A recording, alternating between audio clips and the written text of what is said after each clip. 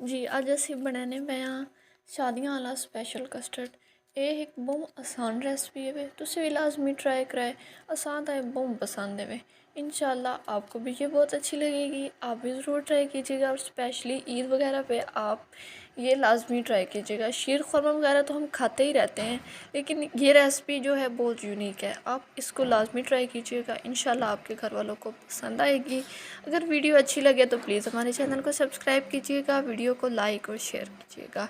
चलिए जी, अब हम अपनी रेसिपी को स्टार्ट करते हैं और कमेंट्स बॉक्स में लाजमी बताइएगा अगर आपको रेसिपी हमारी अच्छी लगे तो। अस्सलाम वालेकुम एवरीवन, क्या हाल है सबका। मैं उम्मीद करती हूँ सब खैरियत से होंगे। अल्हम्दुलिल्लाह हम भी बिल्कुल ठीक हैं। आज हम बनाने लगे हैं कस्टर्ड और उसकी रेसिपी हम आपके साथ शेयर करते हैं। उसके लिए हमने लिया है 3 kg मिल्क। आप 1 किलो में भी इसको बना सकते हैं, क्योंकि हमने ज़्यादा बनाना है तो इसलिए हमने 3 kg लिया है। और हमने चीनी ली है और सब्ज़ इलायची, और साथ में हमने वनीला का कस्टर्ड लिया है, और इसके साथ ही हमने लिया है आइसक्रीम पाउडर, ये भी वनीला का है। चलिए जी, अब रेसिपी को करते हैं स्टार्ट। सबसे पहले हम डालेंगे पतीले में दूध। ये जो हमने 3 kg लिया है,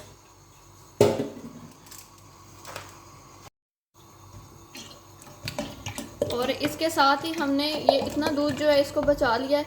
इसमें हम बनाएंगे कस्टर्ड का घोल बनाएंगे। अब हम इसके साथ ही ऐड कर देंगे इलायची, और इसके साथ ही हम ऐड कर देंगे चीनी।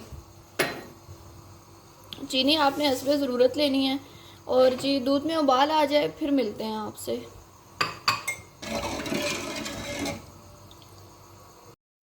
अब हम कस्टर्ड का घोल बना लेंगे।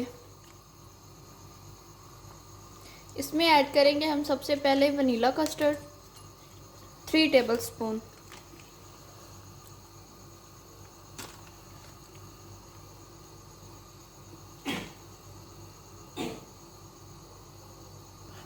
इसको आप अच्छे तरीके से मिक्स कर लें,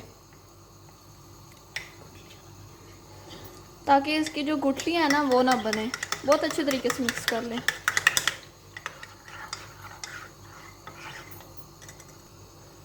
अब हम इसमें डालेंगे दूध, और इसमें ऐड कर देंगे जो कस्टर्ड पाउडर है ना, उसको भी हम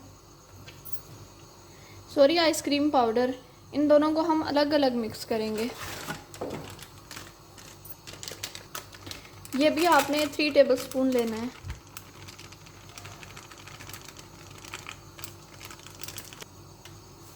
इसको भी आपने बहुत अच्छे तरीके से मिक्स कर लेना है, ताकि इसकी जो गुठलियाँ हैं ना वो ना बने।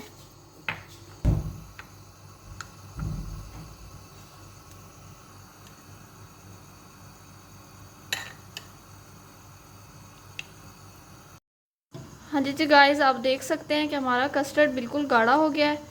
तो इसको आपने इतना ही गाढ़ा रखना है, क्योंकि जैसे ये ठंडा होगा ना तो ये थोड़ा और गाढ़ा हो जाएगा।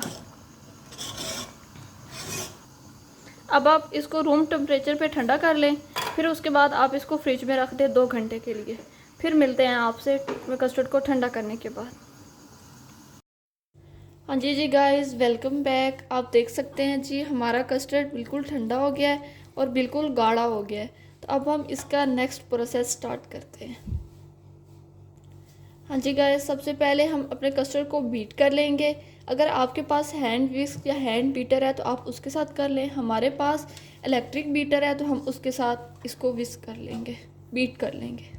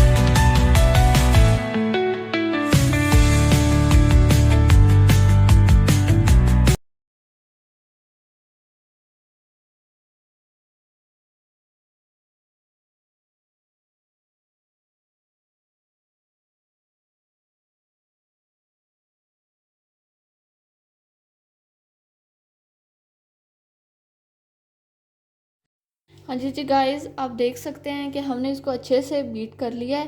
اس کو ہم نے 3 منٹ کے لیے بیٹ کیا ہے. آپ دیکھ سکتے ہیں یہ کتنی کریمی ہو گئی اور اس کا کلر بھی چینج ہو گیا. اس کو مزید کریمی بنانے کے لیے ہم اس میں 2 ٹیٹرا پیک کریم ایڈ کریں گے.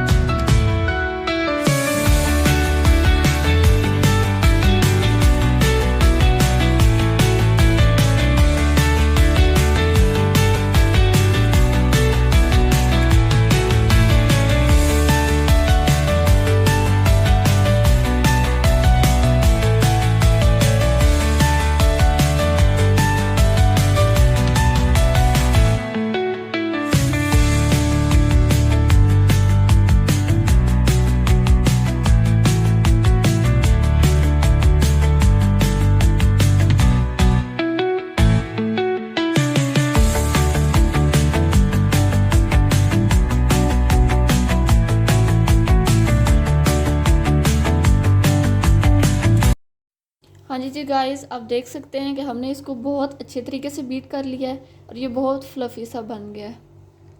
آپ بھی یہ لازمی ٹرائی کیجیے گا، انشاءاللہ آپ کے گھر والوں کو اچھا لگے گا.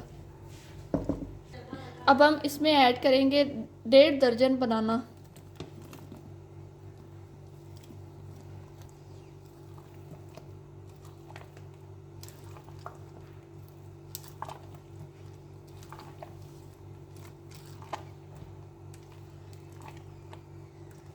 ہاں جی گائز، اب ہم سب سے پہلے ایک بال میں فروٹ کیک ہے ان کی لیئر بنائیں گے.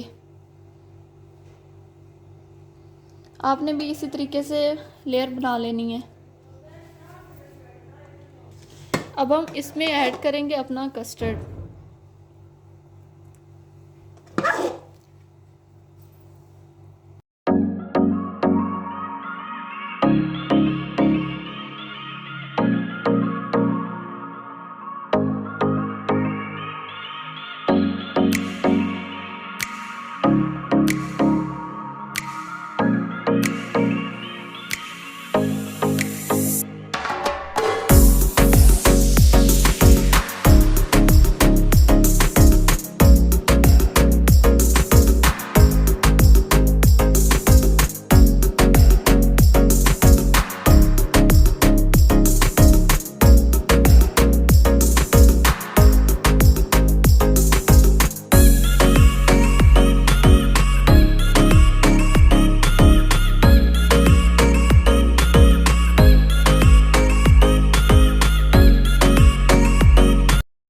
ہاں جی گائز، آپ دیکھ سکتے ہیں کہ ہم نے فروٹ کیک لے کے اس کو چورا کر کے اس کے اوپر ڈال دیا ہے. تو اب ہم اس میں ڈالیں گے بادام. اس کو ہم نے دردرا سا چوپ کر لیا ہے، تو یہ بھی ہم اس کے اوپر ڈال دیں گے.